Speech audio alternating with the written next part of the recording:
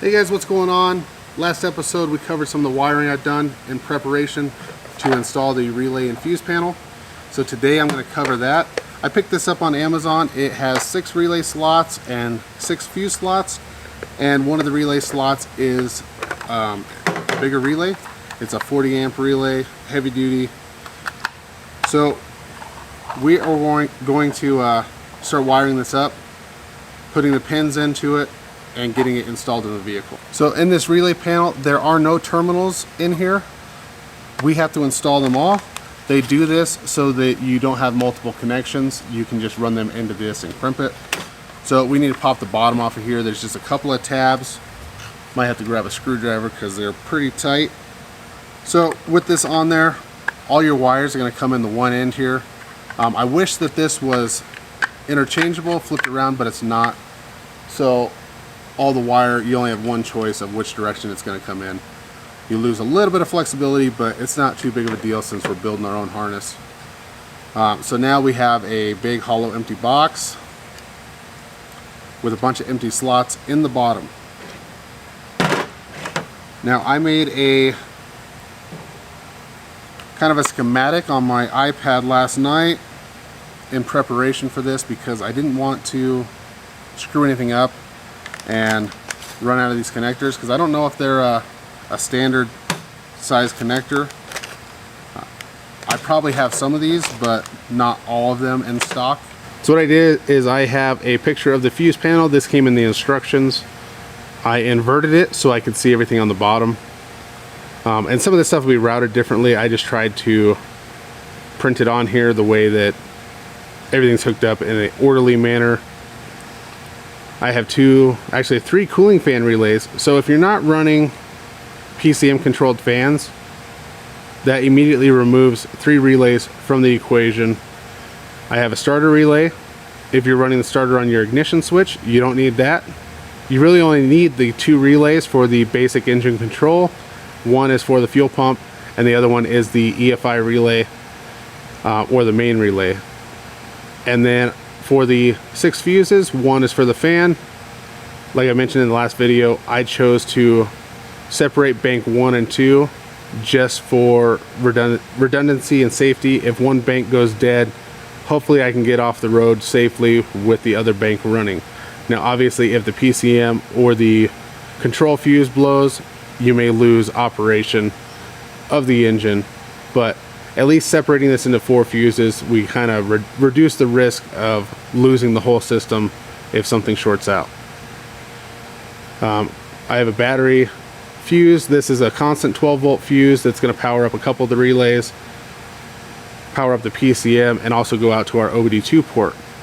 I have ignition feed coming in from the ignition switch, starter feed coming in, fuel pump control, fan controls, and then down here is our fan wiring.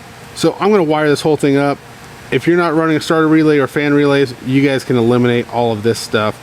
I'll post a clearer picture of this up on the screen, so if you guys want to pause it and look at that, you can. I'll also try and include a link to this down in the description. Now obviously the routing of these wires can be simplified a lot because it all has to fit into this square. You're not going to want big loops and stuff. I just did that so it would remain clear in the picture.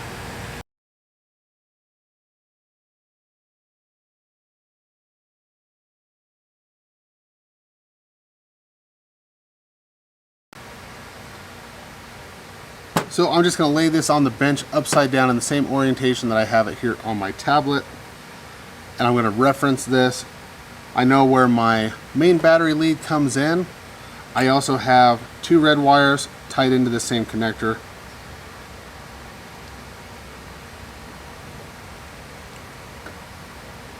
Some of this may have to be revised slightly because I can see here that I don't think I'm going to have room to fit 2 of these 16 gauge wires in here with this 12 gauge wire. Actually, this might be a 10 gauge wire.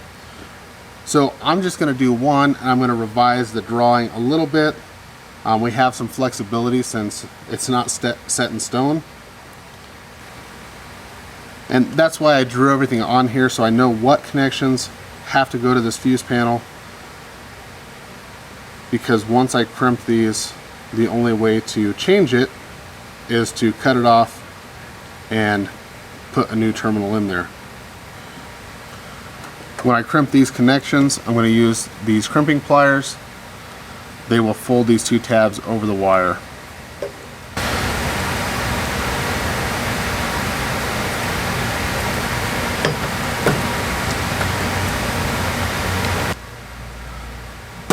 Give it a nice tug, make sure it's secure.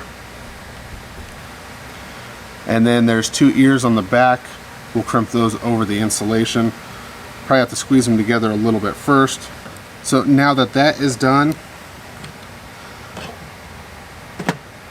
I can plug this into the fuse panel for my main relay. Make sure I'm plugging it in correctly here. So it's plugged in. It's secure, it won't come out. There is a release tab that I could push in there to get this out if I wanted to. So now this wire here is going to loop over to this other fuse. So I'm just going to kind of mock up the length that I need, and before I crimp the next terminal on, I need to add another wire. So there'll be two wires going into the next one. It'll come over here, feed a relay, but split over to another relay. So there's a lot of jumping around. That's why it really helps to plan this out. And I had to redraw that same diagram 5 or 6 times because I didn't like the way it was turning out. And for the fuses, it's going to be a little bit different connector. So make sure you get the right ones in the correct location. Obviously the biggest terminals are going to only fit in those 2 spots for that main relay. All the other relays are going to take the same terminal, and the fuses will take the same terminal. Now this is just a cheap fuse block off of Amazon. There wasn't any real specs on the amperage ratings, stuff like that. So if you're unsure, you know, you may look somewhere else at an electronic company that gives you full ratings and spec sheets. Same deal, after the crimp, I'm going to fold over the 2 tabs on the insulation. Now it's kind of a guessing game which way these things go in there, since I've never used this brand of fuse panel before. If you stick it in there and it doesn't clip in, try flipping it around. That time I heard it latch. So that is secure. So I'm going to wire up as much of this as I can on the bench. I'll show that, but I'll speed it up. And then once I get this done, I'll go over to the vehicle, finish the wiring over there, and once I get it all done, then I'll talk about it with you guys.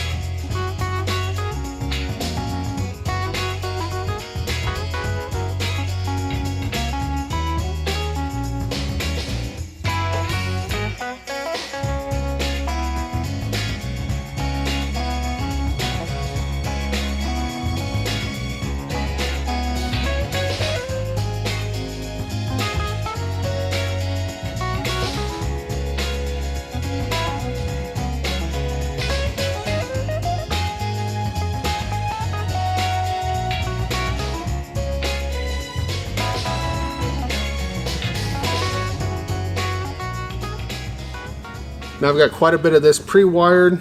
Now I can start hooking all these other wires up from the engine bay into the fuse block. Since the fuse panel is right on the side next to the exit point of the wiring loom, I won't have enough room to tie the wire harness back for a strain relief. So all of my pink wires here, I'm actually going to let them loop back around, and that way when I separate the case in the future, I have a little bit of slack, because all of the wires that exit this are going to be tied to that lower cover with a zip tie that's going to keep the connections from being pulled out. So just leave yourself a little bit of room if you're doing this at home. One of these wires that's pink is actually for my starter. I didn't have enough of the purple wire, and I didn't want to buy a whole roll of it for a 2 feet section of wire. So if you're wondering why I don't have a purple and I have an extra pink, that is why. So I'm just going to keep plugging away and cutting these wires and putting them into the fuse box. So it looks like everything will seal up in there. I'm going to pop this cover back off and tape this loom up into here a little bit. And then I will put a zip tie. There's a slot right here in the bottom, and a zip tie will go around the wires and cinch up tight here, and that'll act as a strain relief to keep these wires from pulling out of the fuse block. So with it all assembled, I can go ahead and put some fuses in it. I'm going to be running 15 amp fuses in everything except for the one for the cooling fan. The factory GM diagram that I looked at shows a 40 amp fuse in that spot. It may not require that big of a fuse, I'm not sure yet. I haven't checked the cooling fans that came with my radiator to see how much they pull. So once I know for sure, if it's not even close to 40 on high speed, then I may drop that down just to prevent the fuse block from getting warm. And then we can plug the relays in. Now this kit didn't come with the relays. I had to order those separate, but they were all very inexpensive. The one thing I want to mention about this relay box is the main relay that it has. So as you can see, there's 5 relay spots that match.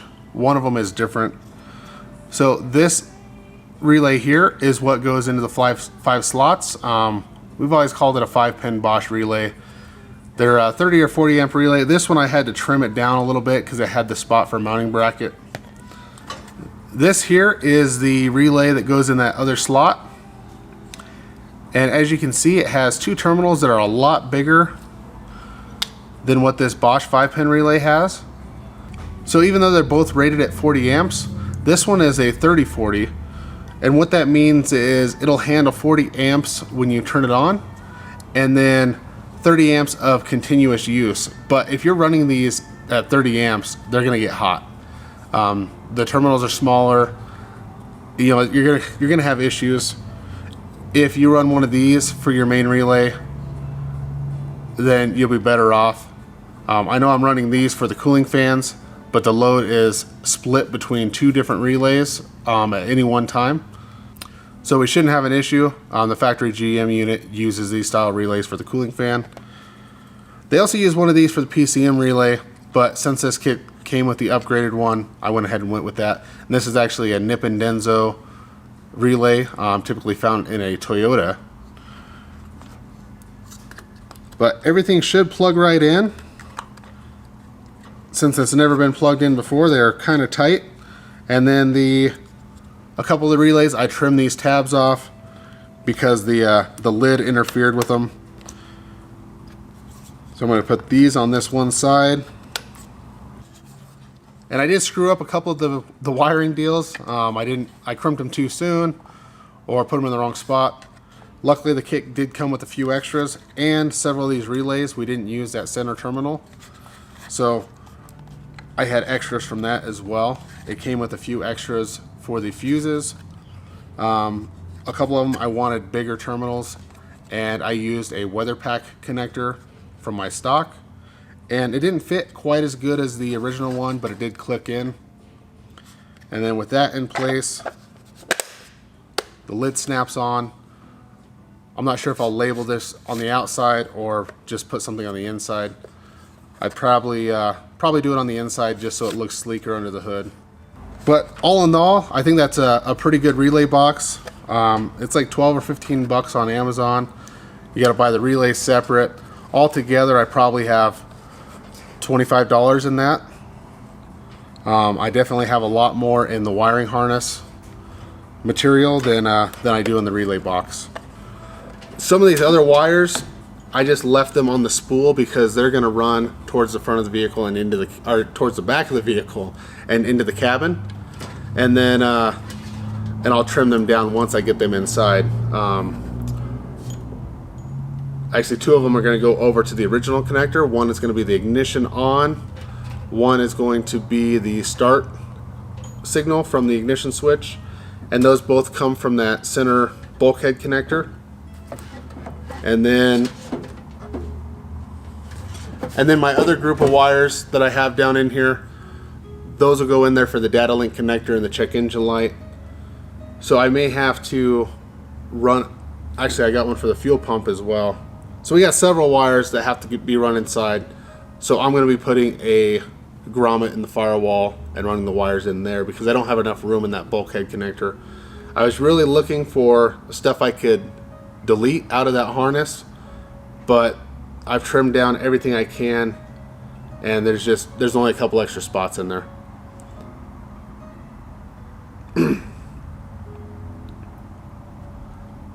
That's it for this video. If you're looking for any of these parts, I'll try to put the links down in the description. If you look down there and I don't have a link, then put a comment because I probably forgot to put it. Thanks for watching. If you want to see the rest of the build, subscribe, click on the bell, and I'll see you next time.